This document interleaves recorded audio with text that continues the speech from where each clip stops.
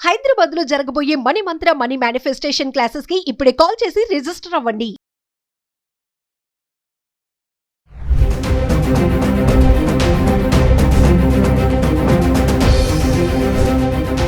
నమస్తే, welcome back to Suman TV. Present మనతో పాటు ఉన్నారు అనలిస్ట్ మందర్ కృష్ణారెడ్డి గారు.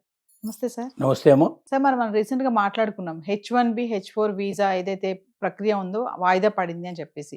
మరి ఇప్పుడు సోషల్ వెట్టింగ్ అనేది ఆల్రెడీ ట్రంప్ గవర్నమెంట్ స్టార్ట్ చేసింది. ఎవరెవరైతే అప్లికెంట్స్ ఉన్నారో వాళ్ళందరికీ కూడా సోషల్ మీడియా చెక్ చేసే ప్రాసెస్ అనమాట. ఒక్కసారి వివరాల్లోకి వెళ్తే సార్, ఏం చెక్ చేస్తారు? ఈ సోషల్ వెట్టింగ్ అంటే ఏంటి అసలు? మనం మాట్లాడుకున్నట్టుగా H1B వీసాలు కానీ H4 వీసా కానీ మార్చి నుండి మే దాకా వాయిదా వేసినట్టుగా చెప్పారు వాళ్ళు. ట్రంప్ నిర్ణయం తీసుకున్నాడు.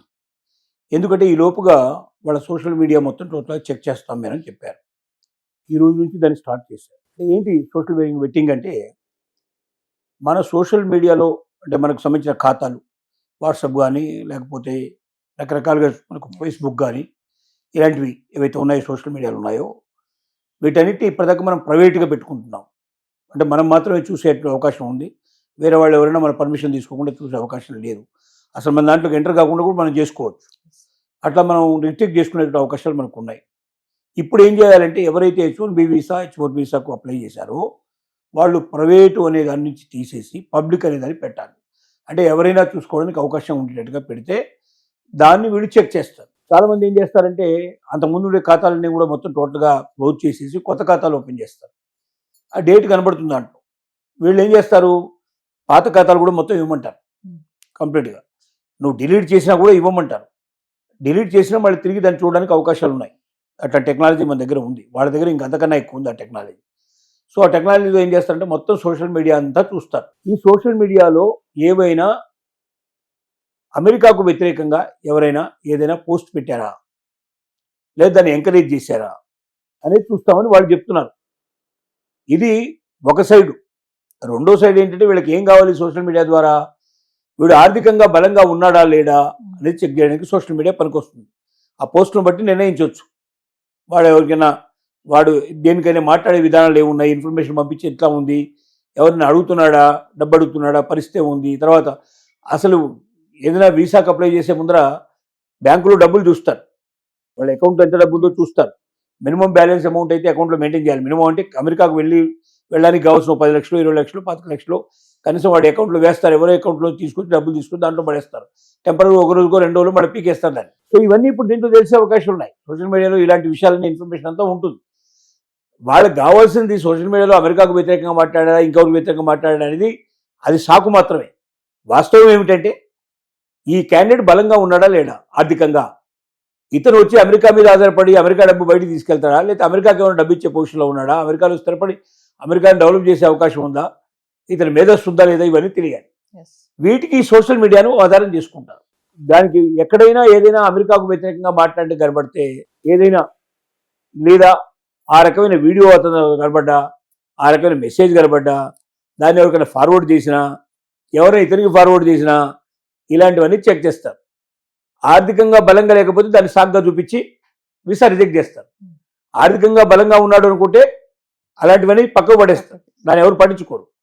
అంటే వాస్తవం తెలియకుండా బయటకు కనపడకుండా చేస్తున్నాడు. ట్రంప్ యొక్క మెయిన్ ఐడియా ఏంటంటే, అనవసరమైన చెత్తను మన దేశానికి తీసుకురాకూడదు.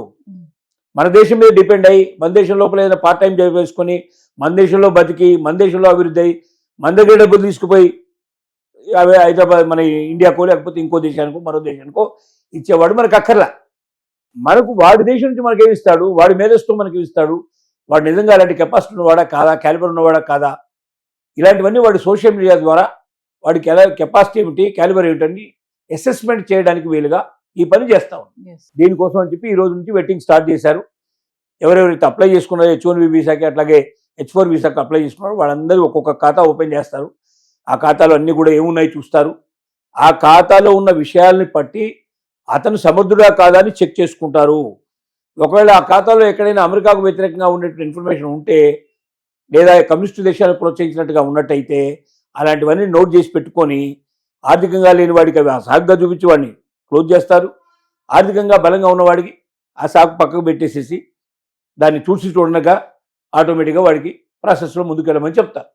అంటే అమెరికా ఆలోచన వేరు, బయటికి చెప్తున్నది వేరు. వేరు. వెట్టింగ్లో మేము చూసేదంతా ఇదే అంటున్నారు, కానీ ఒకటే కాదు, వాడి ప్రవర్తన ఏమిటి, వాడి బిహేవియర్ ఏమిటి, వాడేమన్నా ఇతరులతో గిలిగజ్జాలు పెట్టుకునేటట్టు ఉన్నాడా, లేక వేరే పోర్న్ వీడియోస్ ఎక్కువ చూసుకుంటూ కూర్చుంటాడా, ఏం చేస్తాడు, వీడు వచ్చి రేపు అమెరికాలో ఏం చేయబోతున్నాడు, దానికి మూలం అంతా వెట్టింగ్ కనపడుతుంది. మా సోషల్ మీడియా ఓపెన్ చేస్తే మన బ్రతుకు ఓపెన్ అవుతుంది ఆటోమేటిక్. మన వ్యవహారం ఏంటి, మన సంగతి ఏంటి, మన మంచి ఏంటి, చెడు ఏంటి అని కనపడే అవకాశాలు ఉంటాయి.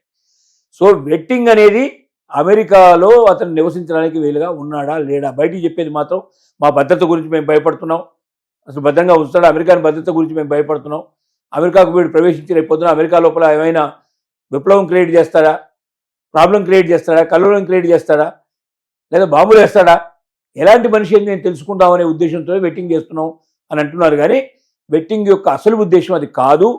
ట్రంప్ యొక్క మనస్తత్వం మనకు తెలుసు కాబట్టి, బిజినెస్ మ్యాన్, ఈ వ్యక్తి మన బిజినెస్కు ఉపయోగపడతాడా లేదా, ఈ వ్యక్తి డబ్బు తీసుకురాగలడా లేడా, ఈ వ్యక్తి ఆర్థికంగా కెపాసిటీ ఉందా లేదా, ఇలాంటి విషయాల మీదే ఫోకస్ ఉంటుంది. బయటికి చెప్పేది ఇది, లోపల చేసేది అది. ఏదేమైనప్పటికీ వెట్టింగ్ స్టార్ట్ అయింది. వెట్టింగ్లో గెలిచిన వాడు అమెరికా వెళ్తాడు, వెట్టింగ్లో గెలవని వాడు ఇండియాలోనే ఉండిపోతాడు, లేదా ఏ దేశంలో కూడా దేశంలో ఉండిపోతాడు.